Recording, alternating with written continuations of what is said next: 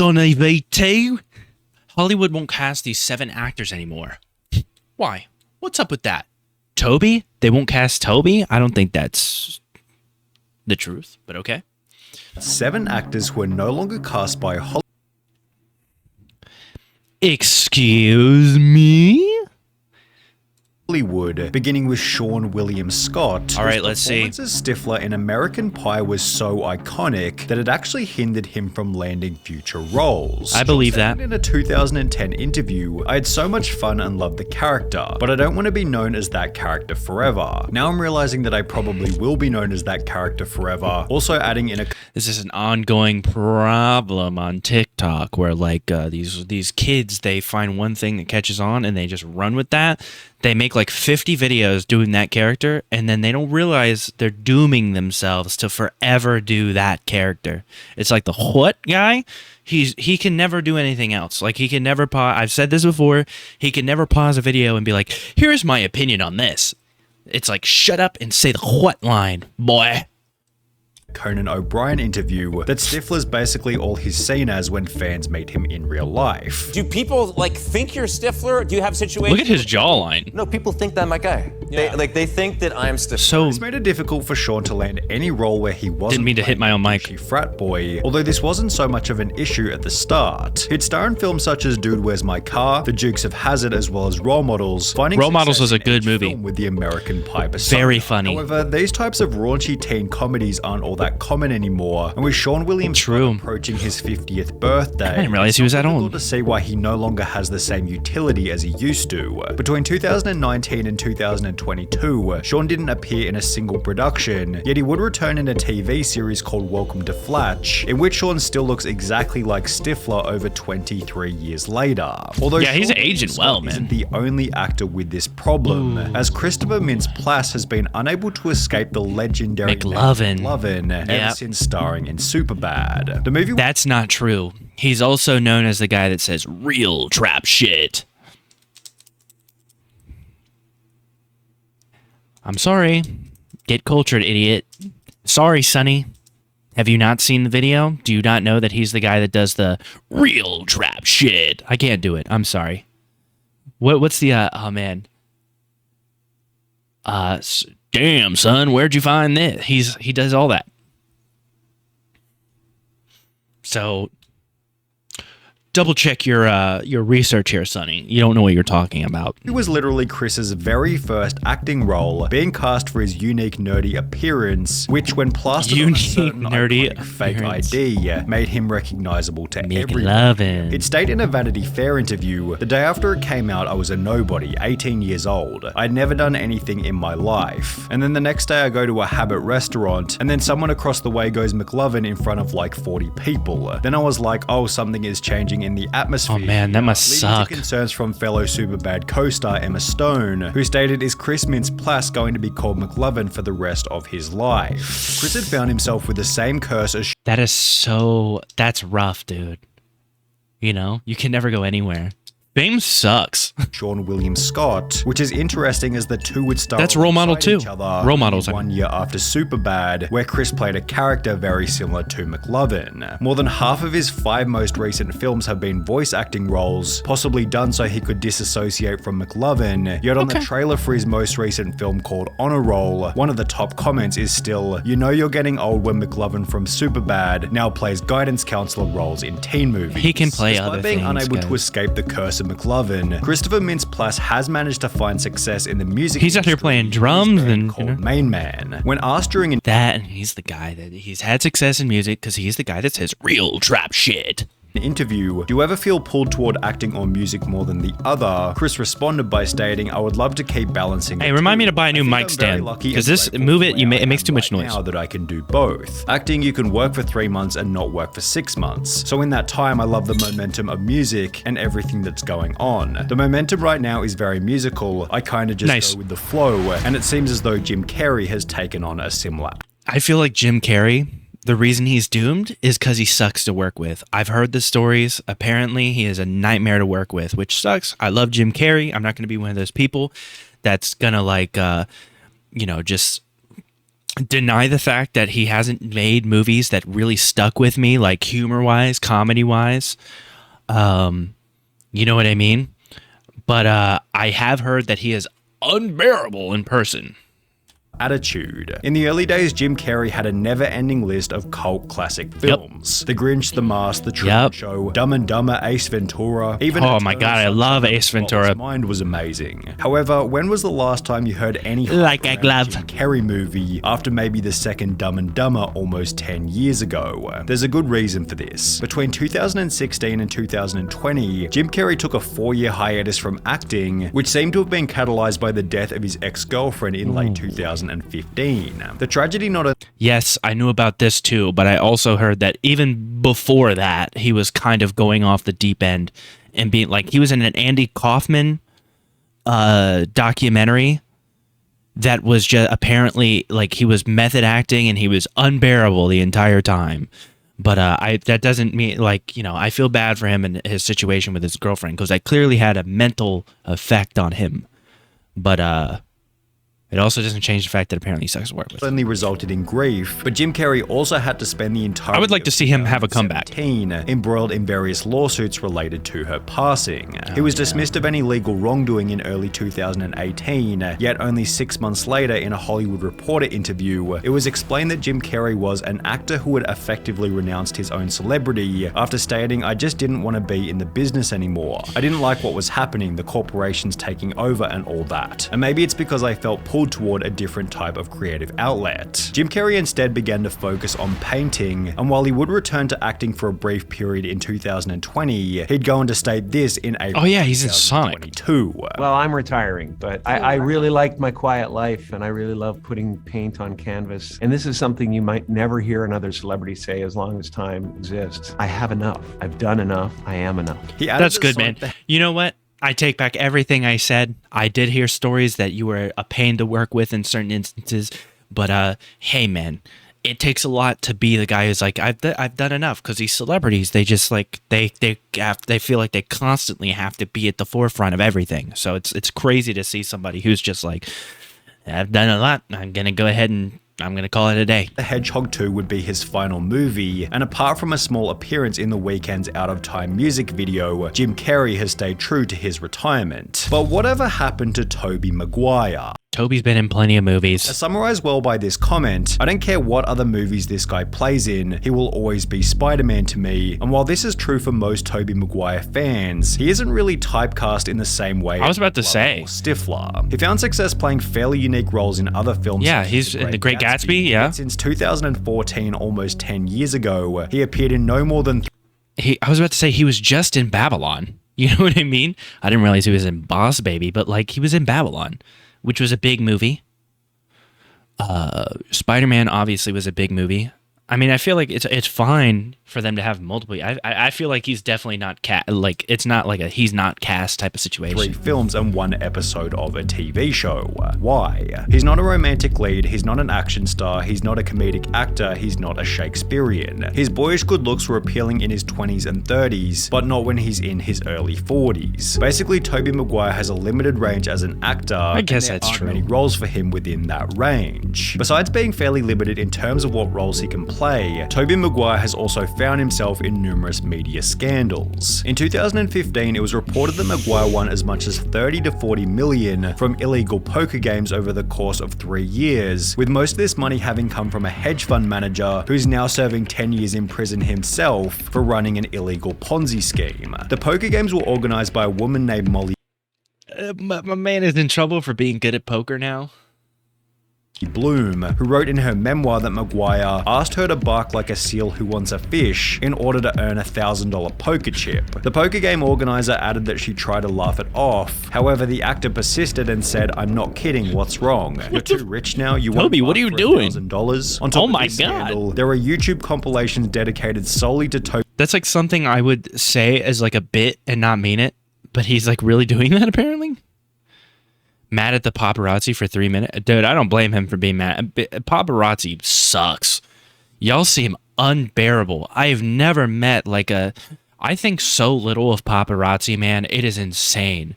Y'all follow around celebrities, you invade their privacy, and then whenever they get mad that you're just like constantly in their face, it's like, it's bad whenever the like regular people are siding with the celebrities, because regular people always say like, you signed up for this, blah blah blah, you can't blah blah blah, you can't turn away your fans. Even those people are like, yeah, but the paparazzi, we know they suck. You know what I mean? Because it's just like, you get these pictures taken of you, you get all these like ridiculous, insane slander stories or whatever that it seemed like they never fact check. And they're always just looking for some way to like, I feel like paparazzi, I feel like they're the reason that cancel culture exists, because their whole thing was finding celebrities, taking things out of context, making celebrities look, as bad as possible to get the most clicks they could, and getting people mad or making people think that there's some crazy story there. And like, I've never enjoyed the paparazzi. I've also never really cared about what celebrities do in their personal life. I care about the art, the movies that they're in, but I've never cared about what they do in their personal life. It's none of my business. You know what I mean? So these videos where like Tobey Maguire is yelling at paparazzi, I don't feel bad for them at all, because they suck. They'll do anything for a shot, and it's terrible. They suck. Tobey Maguire getting angry at paparazzi, although the main reason behind why he's disappeared from Hollywood is because Toby looks good there, man. Don't come at me. Look at Andrew over there. You can't really see Andrew. I'm not moving my camera. He looks good there too, man. Shout out to all the Spider-Mans. Because he's busy making y'all did a great job as opposed to acting in them. Despite having acted in only 4 productions since 2014, he's been the producer for 8 movies during this. I didn't know he was an executive producer for Nobody. I don't know any of these other movies. I recognize Nobody. I like that movie, but I haven't seen Babylon yet. It's too long. Which is significantly more prolific than Taylor Lautner, who was blacklisted by Hollywood for a much more brutal reason. Taylor Lautner became an overnight sensation at the age of 16 after starring in the incredibly famous. He was only series 16. With his attractive physical appearance helping him to land the role. He was 16 when he was in these movies, bro. I remember adult moms freaking out over these movies, being Team Jacob and like getting excited when he took off his shirt. There's no way he was 16. If he was 16, those moms they already were mega weird. They're definitely weird now. And maintain an audience of dedicated teenage fangirls. So weird. Every Taylor Lautner interview focused on his body. So everybody's talking about the scene where you drop your pants. Do you think it's crazy how white Ariana Grande sounds until she sings? It's like she code switches whenever she sings anything. I've always been suspicious of Ariana Grande. She's too vague. It sketches me out. She's taking pictures. She looks white at one moment. Then she's more of like her Italian heritage, which she actually is. Then she's kind of like a little bit, but she looks like light skinned. Then she looks Asian in one photo shoot. When she talks, she sounds extremely white. When she sings, she sounds like she's black. I don't like it. There's too much. There's too much up in the air for me. It sketches me out. Ariana, you're very talented. You're a great singer. I don't personally listen to a lot of pop music, which is why you'll never catch me like being like, let me tell you what I think about the new Ariana Grande album, because I don't think it's fair for me to review an album like that when pop usually I get bored of pop relatively quickly. But she's very talented. I won't deny that. She's a great singer. But there's she code switches. It's very weird.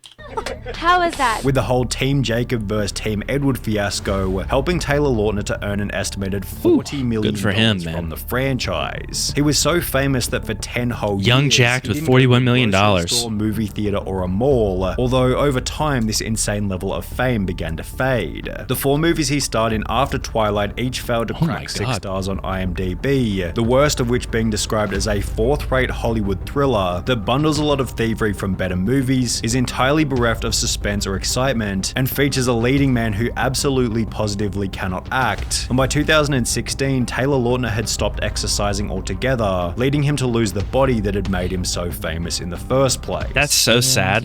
What happens when you don't want to see a gym is you start losing the 8-pack. That sucks. That sucks. People are only watching him for that. Seeing it online was very tough, and being like, wow, he's let it all go. I was like, He's not. That's hilarious. Can you imagine the amount of people that were saying that to him that are like just overweight? Like, there's probably dudes with like multiple roles who are just like, this guy's really let himself get out of control, huh?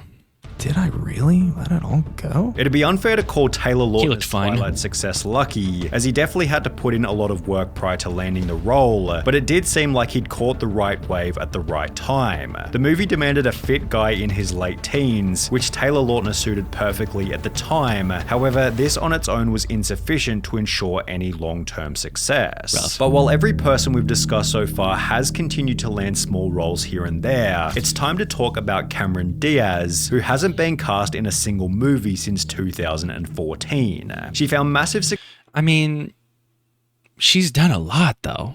You know, she's kind of like I feel like she's a bit older than some of these other people. Like, it makes more sense. You know, I feel like she's collected enough money. She's kind of like Jim Carrey in a way. I don't think she's as old as Jim Carrey, but she's like Jim Carrey in a way where she can just retire. You know, she's making bank. Success with movies such as Shrek, Charlie's Angels, and There's Something About Mary, And The holding Mask. the title of the highest paid actress over the age of 40. First movie I saw her in. Multiple films every year up until her disappearance. So what happened? Well, unlike most of the others we've covered in this video, Cameron Diaz's vanishing from Hollywood instead came from her end. See, this is the first time I saw Cameron Diaz. Are you serious, bro? Oh my god. Young me was just... You know the scene where the mask, you know, he literally does the awooga. That was me at like however old I was. I don't even know. I was super young, just like.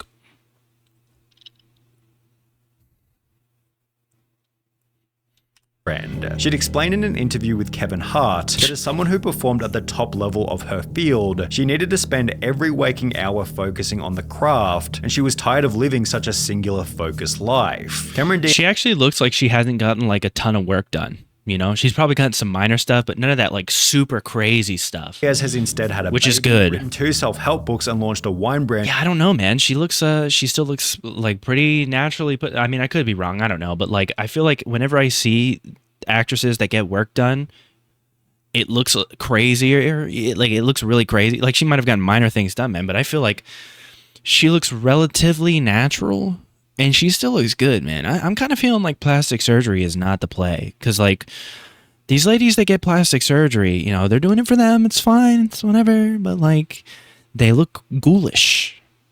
You know, she looks very healthy here. I'm not sure how old she is here. Brand called Aveline, which seems to be much more Oh, than no. what Sacha Baron Cohen has been up to. After Borat grossed over $250 million, He also back made in Borat 2. That wasn't that long Sacha ago, was Baron it? Cohen saw a steady decline in the performance of every film afterwards. Well, The yeah. Dictator did $180 million, Bruno did Not bad. $140 million, yet by 2016, Grimsby did only $28 million on a budget Ooh. of $35 million, meaning the film lost $7 million, whilst prompting reviews such as Baron Cohen is a one-trick pony and his shtick has worn thin. In 2016, He's still stated done that funny things, Hollywood man. would be too scared to make Borat today, explaining Probably that the true. incredibly crude humor which made the movie so successful was better suited to when the film was first released. The kind of stuff he pulled off in Borat is much harder to do in this YouTube/iPhone age, as Cohen himself admitted while doing press for this one. The same kind of problem can also be applied to Bruno in The Dictator, but it's the risky comedy in these films that makes them so entertaining to watch. Very On top true. of being more limited in terms of What about jokes Borat he 2? can make, Sacha Baron Cohen has also been limited by lawsuits. He stated in a 2012 interview Oh, that he God. could no longer make movies like Borat and Bruno, as the movies I did up till now, they involved real people. At the moment, I think I have the Guinness World Record for the most sued actor in history, with Borat accounting for at least 7 of these lawsuits. Jesus. Despite this, Sacha Baron Cohen did release Borat 2 in October 2020, which was purchased by Amazon for $80 million.